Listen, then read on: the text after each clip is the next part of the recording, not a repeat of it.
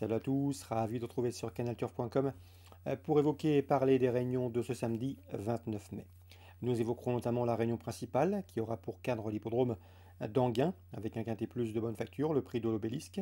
Nous nous pencherons également sur la réunion 2 à Châteaubriand où j'ai ciblé deux coups de cœur et deux informations à vous transmettre, sans oublier la réunion 3 de Bordeaux-le-Bouscat, théâtre de la quatrième étape du défi du galop.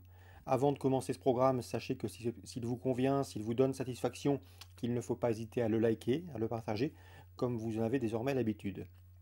Donc pour revenir au quintet, le prix de l'obélisque en ce samedi 29 mai, je pense que le numéro 6, Wall Lotalov, présente de très sérieuses garanties. Le cheval compte 4 victoires et 8 places en 13 quintets courus. Il reste sur 3 probants succès. Il se recommande d'un chrono d'une 11-4 sur le tracé proposé. Sachez d'ailleurs qu'il a couru 6 fois sur ce parcours pour, à chaque fois, terminer parmi les 4 premiers et signer 5 podiums. Bref, ici, c'est a priori une bonne base de jeu pour ce quintet. On peut lui poser le numéro 7, Carnaval du Vivier, autre cheval confirmé à ce niveau, 2 victoires, une place pour lui en 5 quintets courus.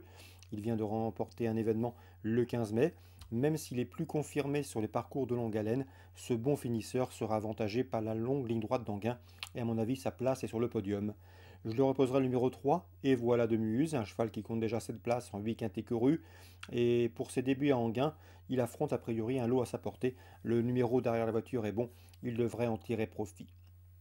Attention également au numéro 5, Equinox Giel, un cheval qui a terminé à l'arrivée deuxième d'une épreuve disputée à Vincennes, 2100 mètres autostart dernièrement. C'était en début de mois, confirmation logiquement attendue.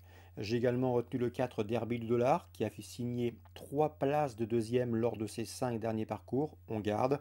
On conserve également le numéro 1, BPAM, qui compte 6 places, lui, en 12 quintés courus, et qui s'est classé deuxième sur ce parcours, où il terminait derrière qui? Eh bien, derrière notre favori, Wall Lotalov. C'était à l'occasion d'une épreuve disputée le 24 avril, où ce jour-là, le cheval faisait afficher d'un chrono d'une 11-5. Ça doit suffire ici pour terminer dans le quintet. Le 12, c'est Vincent Ferme qui reste sur 2 disqualifications et pourtant le cheval n'est pas dénué de moyens. S'il a le bon parcours avec une course rythmée, son finish peut lui permettre ici de remettre les pendules à l'heure. En tout cas, Yannick Desmet l'espère avec un vif intérêt. Numéro 12, Vincent Ferme, à racheter. À mon avis, il peut faire afficher une belle cote dans ce quintet. J'ai également retenu le numéro 10, Dénicheur du Vif, qui vient de porter la bonne parole française à Copenhague, où il s'est cassé quatrième de la Copenhagen Cup. C'est un cheval qui est un pisteur, il va courir caché, il va venir finir. Et à ce petit jeu-là, à la faveur d'un bon déroulement de course, il peut parfaitement prendre une place à belle cote. On résume touchant en chiffres pour ce samedi 29 mai. 6 qui sera ma base de jeu, devant le 7, le 3, le 5, le 4, le 1, le 12 et le 10. 6, 7, 3, 5, 4, 1, 12 et 10. En canon partant, on citera le numéro 2, Conchitana Genilou. Suite du programme, Anguin toujours. La quatrième, je vous recommande le 401 Ganet de Banville, un cheval de qualité qui compte déjà 10 succès en 24 courses courues. Il vient de se classer troisième d'un groupe de le prix Albert de Marque en début de mois. Ici, malgré son numéro 1, piège derrière la voiture, sa chance est prépondérante. Dans la sixième, j'aime beaucoup le 606 Gitano Jack, qui n'a pas couru certes depuis le mois de février, mais c'est un bon cheval, un cheval de qualité, il a prouvé lors de ses fins de course cet hiver. Il est présenté par Grégoire Well, qui fait toujours du bon travail avec lui. Le cheval, lors de ses 5 derniers parcours, a enregistré 4 victoires et une place de deuxième. Même pour cette course de rentrée, vu ses qualités de finisseur, il doit pouvoir s'illustrer. Je lui poserai le numéro 8, Gershwin de Chenu, qui reste sur 5 podiums consécutifs, dont une victoire obtenue à Vincennes fin avril. Seul son numéro 8 derrière l'autostart constitue un handicap, mais en valeur pure. L'opposition semble à sa portée, 606 et 608. On passe à la 7e.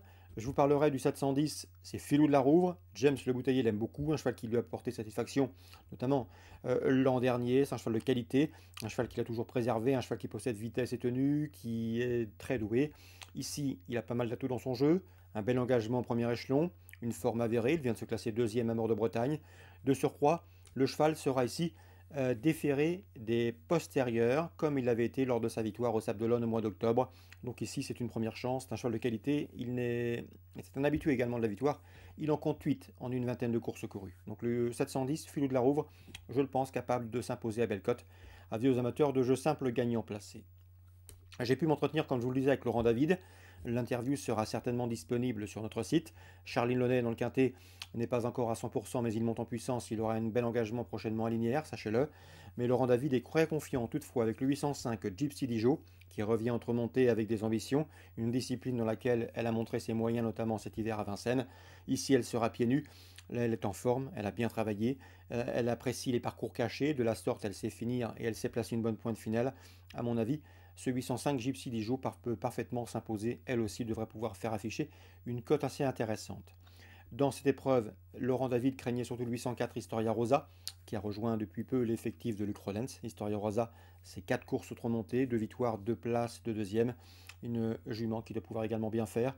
Je le reposerai également le 808 Eros de Belay, un cheval qui a gagné sur le parcours proposé courant mars, et ce avec la manière. C'est un cheval qui aime animer les courses. Il va aller de l'avant et à mon avis, il peut les emmener très loin. Un cheval dur à l'effort, délicat, spécial, mais dur à l'effort et capable de jouer les premiers rôles.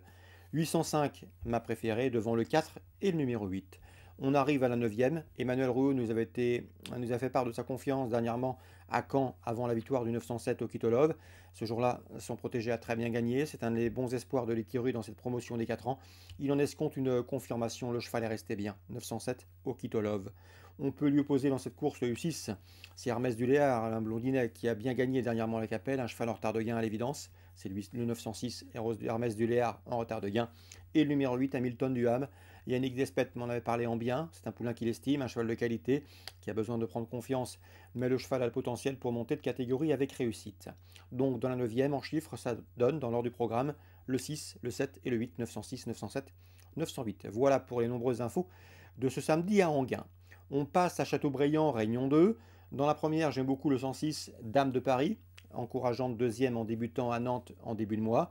Ce jour-là, elle était devancée par Best 16 qui a depuis gagné à Saint-Cloud réclamé certes, mais elle devançait un certain Joulicou qui a gagné depuis, et ce récemment, le 26 mai, sur l'hippodrome de Saint-Cloud. Donc la ligne est intéressante. Le 106 Dame de Paris, à mon avis, elle peut parfaitement ouvrir son palmarès dans cette épreuve d'ouverture.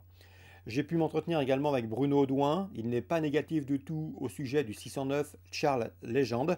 Le cheval est d'après lui compétitif en 23 de valeur. Bref, ici, il ne faudrait pas trop surpris de le voir lutter pour les premières places, le 609 Charles Legend.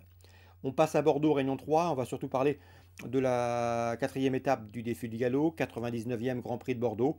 Dans cette épreuve, j'aime beaucoup le 2 Moderator et le 1 Fantastic Spirit qui ont pris dans cet ordre les 2 premières places du Vase d'Argent disputé à Toulouse, autre étape du défi du galop, pardon.